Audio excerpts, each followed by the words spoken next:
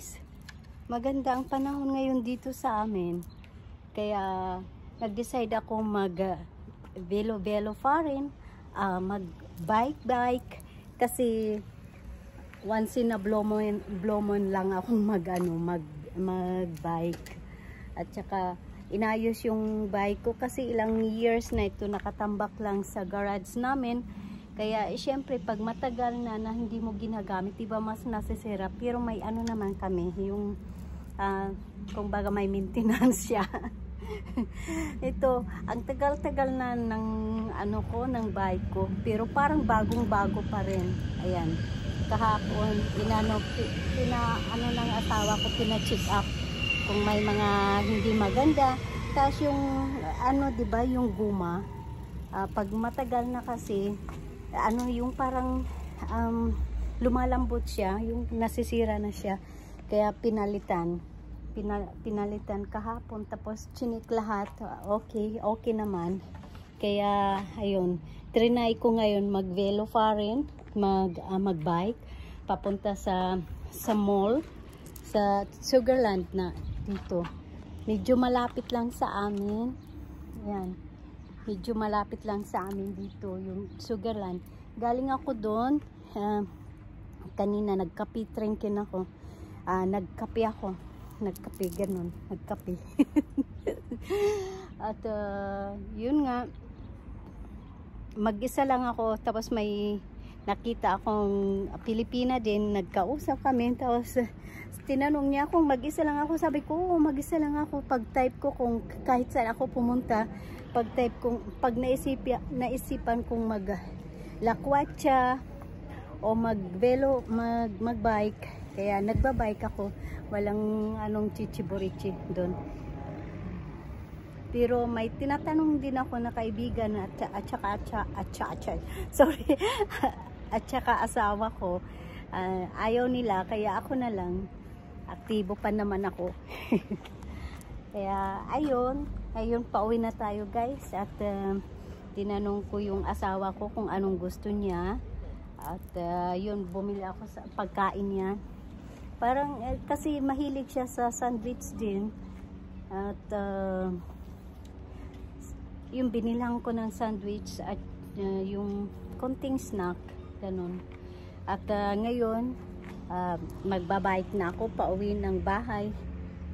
Medyo delikado din guys pag nasa hindi naman sa highway, kasi bawal naman dito yung nakabike sa highway ka. Yung sa lang, yung ang tawag dyan, Hauptstraße kasi ang tawag sa amin yung din siya, pero hindi gaanong maraming sasakyan. Pero delikado din guys, kasi kinakailangan mag hand signal, mag-signal ka kung paliko ka o ganun. At saka parang hindi na ako sanay mag-bike kasi ang tagal-tagal na guys, ang tagal na hindi talaga ako nagbabike.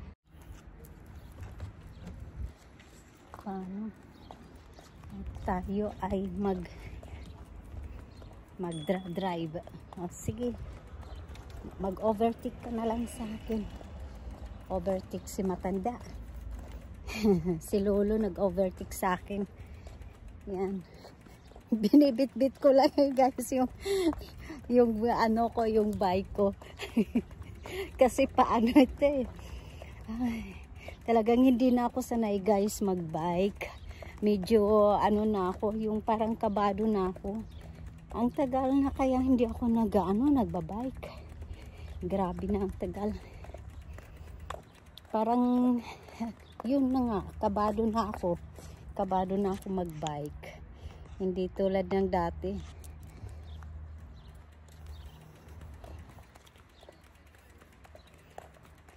Siguro sabi ng iba, ang bike ay dinadrivean, hindi tinutulak. Kasi tinutulak ko lang siya. Pataas kasi na ngayon ito.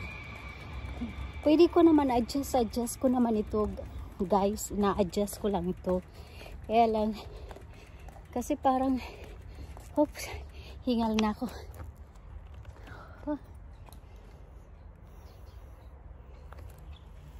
Tingnan nyo, napakaganda ng panahon. Oh, sige. Okay. Mag-overtake kayo sa akin.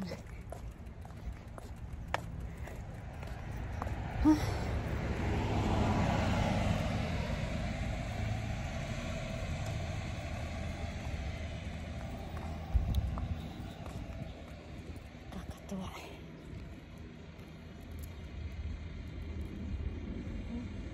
Ito. Palampasin muna natin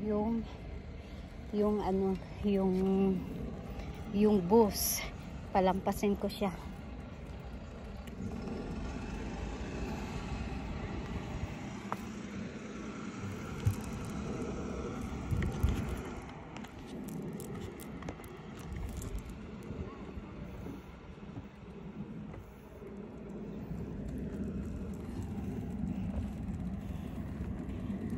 Pag naunahan ka na ng kaba, guys, no? Parang ano ka, not secure. Yan, pababa naman ito.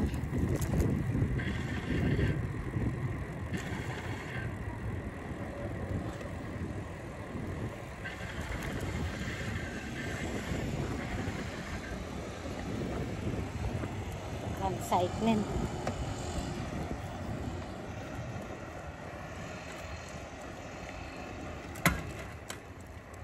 In-adjust ko yung bike ko, yung pedal. Yes.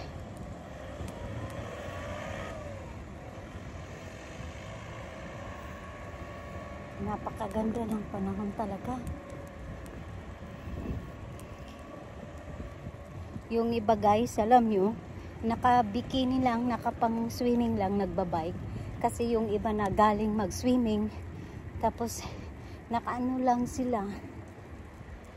Sa atin, nako, ano na yan, yung mga lalaki malisyosa na.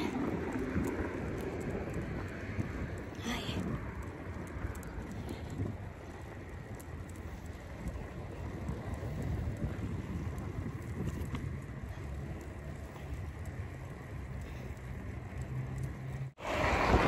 Hangin. Mas lalong bumibigat sa hangin. Nasasalubong ko yung hangin, guys.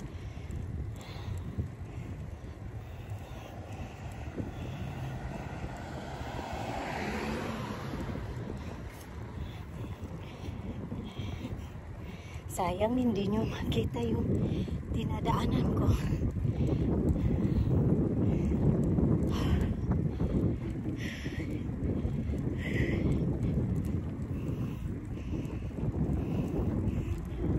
Pagod na ako, guys. At ang init. Mag-ano muna tayo. Pahinga.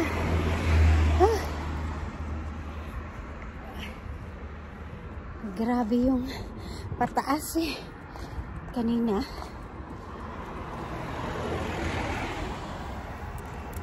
So, okay guys, paano? Dito na lang ako. See you. Bye-bye. Sana nag-enjoy kayo sa munting vlog ko. Ingat kayo guys. Maraming salamat sa mga nagpa-follow sa small vlog ko. Maraming salamat. At see you guys.